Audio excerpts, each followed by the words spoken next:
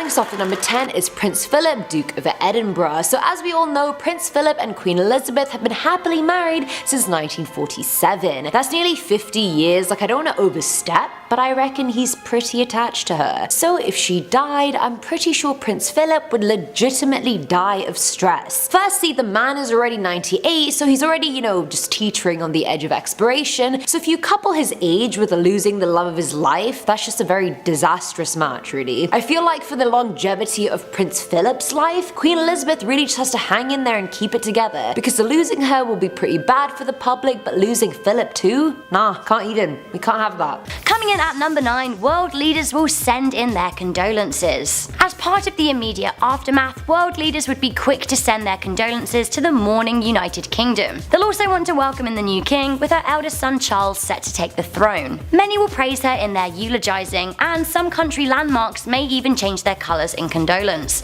British flags will be flown at half-mast throughout the mourning period. Coming in at number 8, there will be a wall of flowers at every palace. When any member of the royal family dies, the response from the monarchists in the UK and abroad is overwhelming. When Princess Diana died, flowers lined the streets of London. Buckingham Palace and Kensington Palace were awash with floral tributes, and this will be the case if Queen Elizabeth passes too. Many alive in the UK right now will have never experienced the death of a monarch, and the response is hard to predict, but is set to be huge. Coming in at number 7, there will be commemorative memorabilia, and old coins and relics will become very valuable. The Queen's death will spark commemorative postage stamps, crockery, and coins galore. On top of that, old coins and memorabilia with her face on will soar in value. Any £1 notes? Hold on to them. Coins from her coronation year? You must look after them. Basically anything from her silver and golden jubilees will see improved value, as will anything with her face on from her reign. Coming in at number 6, the British national anthem will change. Most of us in the UK and Commonwealth countries are familiar with singing God Save the Queen. However, after the Queen dies, this tradition of over 65 years will be gone, and people will return to singing God Save the King. Then the lyrics will not be changed for a very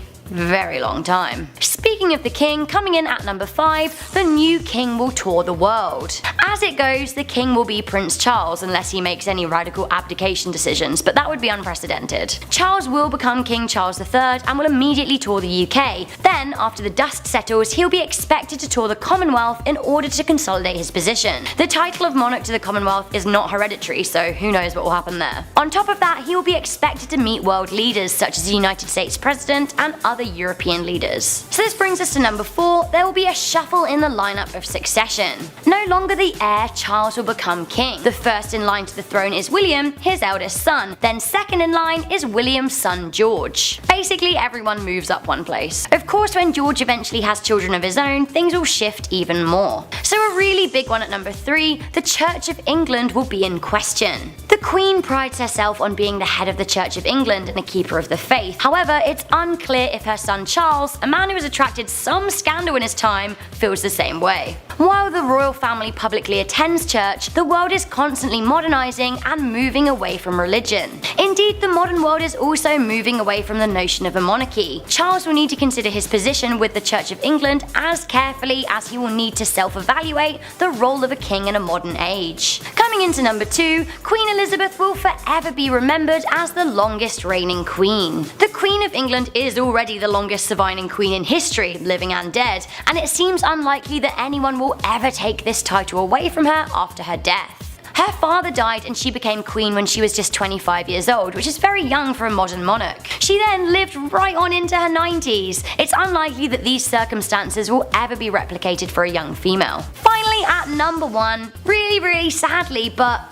she could be the last ever Queen of England. I for one love the monarchy, but I am not the overpowering voice. A lot of people find it irrelevant and speculate that we'll be done with it in the not so distant future. At the moment, there are no females likely to succeed the throne, and this will be consolidated if Prince George has a boy when he grows up. Although he is just turning 4 years old, so give the guy some chance. Even if he does have a female child with no sons, by the time her succession comes around, there could be no monarchy left. left. This is all the more reason to celebrate Queen Elizabeth II now, while we still have her. Coming in at number 10, Charles will become king. The throne is never left unattended. In the event of the Queen's death, Charles will automatically become the king. He will be proclaimed King Charles III the day after his mother's death in a ceremony at St James's Palace. He will swear to protect the church, and then he will head off on an immediate tour of the UK, visiting Edinburgh, Cardiff and Belfast. He will then meet with the leaders of the devolved governments. As Charles is sworn in, the UK will now know a new queen, Queen Camilla, his wife. There are likely to be mixed emotions about this. Coming in at number 9 is mass hysteria. I don't think we quite realize how old the Queen is. Like, she lived through Hitler, the Cuban Missile Crisis, JFK, Nixon, basically everything, and she's still here. Most people have never even known life without the Queen and don't even know a world where she's not there, like me included. I can't even think of a world that she's not in. She's always been alive as long as I have. Honestly, the public will be an absolute mess. She is so loved, she's been alive for so bloody long that every single generation will feel it no matter how old you are. When Princess Diana and the Queen Mother died, the public reaction was unparalleled. When Princess Diana died, tens of thousands of people came to lay flowers at the palace, more than 1 million bouquets were left, and a memorial appeal raised £20 million.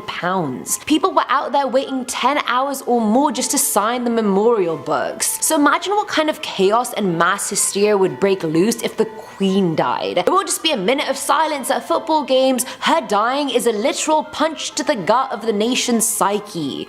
But I'm not an English teacher. She's the only British monarch to have celebrated her Sapphire Jubilee, which is 65 years on the throne. If she's alive for 3 more years, she'd make it to the Platinum Jubilee. It's not just a political figure dying, you guys, it's like someone close to you dying. We can't have it. We can't have it. She can't die. At number 8, we have George, Charlotte and Louis. Yes, the 3 beautiful children of Prince William and Kate Middleton, who have also been the source of many internet memes throughout their short but very rich lives. Honestly, losing a great grandparent is horrible for anyone, whether you were particularly close to them or not. When the Queen of England happens to be your great grandma, things are a bit different, you know, like she just raised the bar of great grandmas quite high. Either way, we all know what grandmas do. They overfeed us, tell us stories from the day of yore that we pretend to be interested in, and interestingly, they always smell like baby powder. Is that just me? I just feel like they all do. The 3 have probably bonded with their royal great grandma loads, which makes losing her awful. They'll most likely stop being overfed after her death, and so they'll no longer have those chubby cheeks, and since she herself is a cheeky bugger but the kids' own parents are quite serious, that cheekiness will also die along with her. So really, when she dies, the kids will just become skinny, boring royal kids that no one will be interested in. Filling our number 7 slot is Archie. We've done Prince Harry and Kate's kids, and now we move on to Archie Harrison Mountbatten Windsor, the son of Prince Harry and Hollywood royalty Meghan Markle. Now, since Archie was only born a few months ago, he's currently a small potato that has absolutely no idea who he is, what his birth means, the fact he's royal and rich, and the fact his entire life will be infinitely better than mine. Great. Now hypothetically, say the Queen dies soon, like before his 3rd or 4th birthday, he's not gonna remember her, let's be real. He's not gonna know who the hell she was, he won't even remember his life till he's like 5 at least. Like, does anyone remember their life before they were 5 or 6? Because I don't.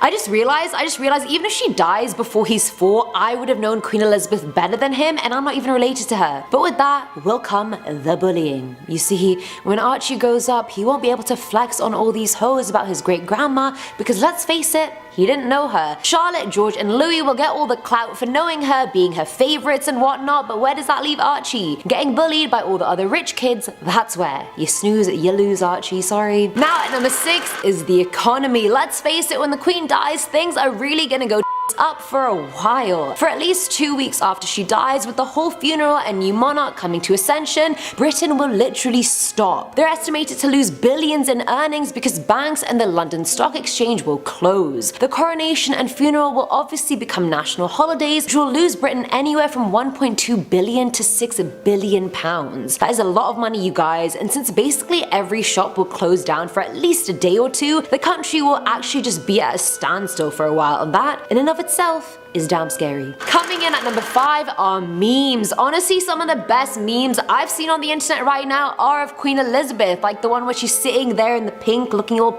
and like cute and small. That is for sure one of my favorites. Another one of her wearing that khaki bonnet over her headscarf and looking like she's having an absolute nightmare of a time. Have you seen that? I feel like everyone's seen that meme. It's so funny, and it's honestly just me 24/7. Like, that is my mood 24/7. Queen Elizabeth in that bonnet. Just not happy to be here. Just have to be here anyway. But my absolute favorite one is the one where she's got this like bougie white coat around her and she has the crown and a bunch of diamonds and she's just smiling into your soul like she's just eaten your whole family. Like, I didn't even know the queen could look like a cannibal, but apparently she can in this photo. Also, I mean, God save the queen, honestly, and save our meme game. At number 4 is the Commonwealth. Now, as the sovereign of all 16 Commonwealth realms, Queen Elizabeth II is essentially their head of state, even though they are all independent and have their own prime ministers and so forth. It's said that when the queen dies, Prince Charles will take the throne and most likely reinforce his support to all the Commonwealth realms. Well, that's what he's expected to do, but what if he doesn't? What if he becomes power hungry because he's been waiting to be king for so long that he brings back the British Empire and wants to be the king of all the realms? As in, not just a distant king that offers troops and support here and there. No, I'm talking a dictator. It's my way or the highway sort of king. So that's Britain and Ireland, Australia, New Zealand, Canada, and a lot of islands in the Caribbean, all of which would be dictated by Prince Charles, and God knows what he'd do once the queen is offed. All of which would be dictated by Prince Charles, and God knows what he'd do once the queen is offed. Also, can we just talk a second about the fact that it's called Commonwealth Realms? Like, what is this? Are we in like the archaic times of realms? Like, come on people, no. Filling at number 3 slot is the sibling bloodbath. So once the queen dies, and if Prince Charles doesn't abdicate the throne, then all the royal heirs move up a line. The next after Prince Charles would obviously be Prince William, then his son George, then Charlotte, then Louis. But I mean, honestly, this family has some pretty healthy genes, and they seem to live at least a century long. I mean, Queen Elizabeth I was 101 years old when she died, Prince Philip will be 102 years, and the current queen is catching up as well. Now, do you think these young kids are just gonna patiently wait for all these people to die before they can take the throne? Yeah, they are. Because as people start dying and dropping like flies, the only real competition will be between the kids, and Charlotte and Louis will most likely not go down without a fight. They'll most likely try and off George for the throne like they did in the old days, and since George is the firstborn, he's probably gonna be, like bred to rule. He's gonna be that righteous, courageous, can do no wrong king, so I feel like you won't even see his demise coming, so Charlotte and Louis could get him pretty easily, I feel. And I mean, I can only hope Louis doesn't go further and kill Charlotte as well, but I mean, we don't know. We don't know what's going through that little boy's head. Now at number 2 is Prince William. So compared to Prince Harry, Prince William is more of a royal poster boy, let's say. Yeah, he had his fun wild days back in the day when he was in university and after when him and Kate would break up for a little while, but compared to Harry, it was pretty tame, so we just let it slide. But 6 months ago though, there were rumors that William cheated on Kate with their friend Rose, the Marchioness of Cholmondeley. Even Giles Corran, a well-connected member of the media who's been reporting on the royals for years, apparently confirmed he knew about the affair and that everyone did as well. On another boys' holiday skiing trip, William was photographed dancing with a woman that was clearly not Kate, since she was at the palace taking care of the kids. So hopefully the death of his grandma will jolt him back to reality and make him loyal. Men and loyalty? That's scary. I said what I said. And finally, at number 1 is the joke, and this one isn't as much scary as it is me hoping this will be true. Now, as I previously mentioned, this specific royal family really does live long. They have long lives, like century-long lives. And touch wood, I mean, I hope they continue to, but also please let me in on your secrets, like what the hell, I want to live that long too. But either way, I'm theorizing that when Queen Elizabeth dies, she won't actually die. She'll somehow be preserved or given some immortality elixir that will keep her going. Or get this, perhaps that's gonna be the time they finally tell us that Princess Diana hasn't really been dead this whole time, she's just been hiding with her lover and now she's back. No, not even just Diana, think even the Queen Mother. Imagine the day Queen Elizabeth dies. The headline the next day is just a picture of these 3 powerful women alive and better than ever, and the headline's gonna be like, "We're back."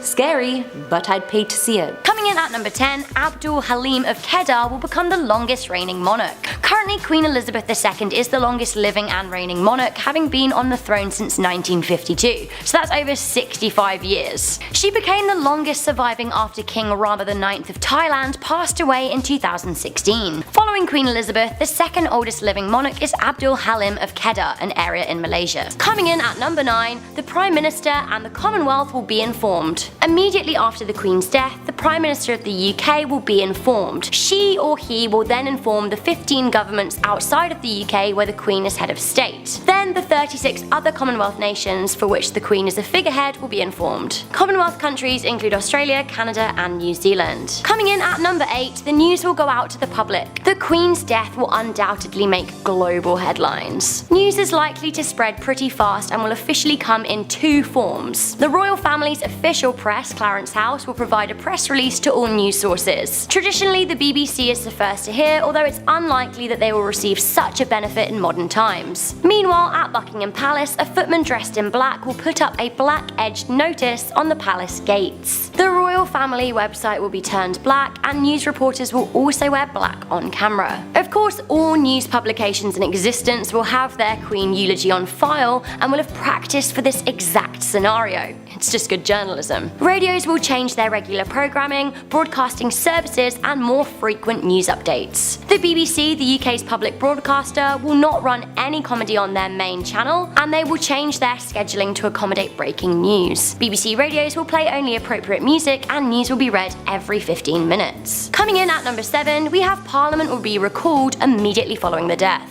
That's right, immediately following the death of a monarch, Parliament will be recalled, so this is both the House of Lords and the House of Commons. If the Parliament is on recess, MPs will be expected to make their way back to London. If the Prime Minister is not in London, they will also be expected to return as a matter of urgency. It's likely that parliaments in other Commonwealth countries will meet too. Coming in at number 6, there will be 12 days of national mourning in the UK. The Queen's death will trigger 12 days of mourning in the UK, as well as other likely mourning periods in Commonwealth countries. On the day of her death, flags will fly at half-mast and a lot of businesses will send their employees home. The royal parks will ban all games, and some international and national sports may be called off. For those that aren't, the national anthem will be sung at each match. The Queen's funeral will take place 9 days after her death, and in the mourning period, outpourings of tributes are likely to be made. The stock market will be closed on the day of the funeral, and perhaps for more days in the mourning period. Her funeral will be a national holiday in the UK and may also be a holiday in other Commonwealth countries. So this brings us to the funeral itself, coming in at number 5. If the Queen dies abroad or elsewhere in the UK, there are transportation plans in place. Ultimately, she will be taken first to Buckingham Palace, then she'll be taken to Westminster Hall, where she will lie in state until her funeral. As she lays in state, the public will be able to pay their respects with huge footfall expected. The funeral will take place at 11 AM at Westminster Abbey with around 2,000 invited guests inside. This will include officials from across the world. Her body will be taken to Windsor Palace later that day. As her coffin travels by road, a lot of people are expected to turn out to watch it go by. Next up at number 4, she'll be buried in a vault at Windsor Castle. The royal household will travel ahead to Windsor Castle, and they will have a private ceremony as the Queen's body is descended into the royal vault. Coming in at number 3, money would change. Somewhere along the 10-day timeline of events surrounding the Queen's death, the order for new money to be issued will come in the UK and all Commonwealth countries that use the British monarch on their cash. Eventually, coins and notes with the Queen's face will be replaced with that of King Charles III. Now, this next point is pure speculation, but a lot of people are suggesting it could happen. If it did, it would be the most dramatic event. That's right, coming in at number 2, we have the possible breakup of the Commonwealth. Australia's Prime Minister and opposition leader both want the country to be a republic. If Australia did become a republic, it is possible that New Zealand, Canada, Bermuda and Barbados and the rest of the Commonwealth countries may wish to follow suit. It's also quite likely soon after that Charles will tour the Commonwealth to try and consolidate his position. Finally, coming in at number 1, we would have a period of reflection. After her death, there will come a moment of national and international reflection. Queen Elizabeth II has seen much change over her reign, and sadly, not all of it has been good. From a country with an empire to none at all. From a country number 1 on the global stage to one of decline in national power. Britain's position is not the same as it once was. The Queen has lived through a lot, and I hope that her reign continues to see international peace and that she doesn't have to witness the breakup of the United Kingdom. Whatever anyone's thoughts on the Queen, she's been a strong woman and a unifying force for a country that finds itself less unified by the day.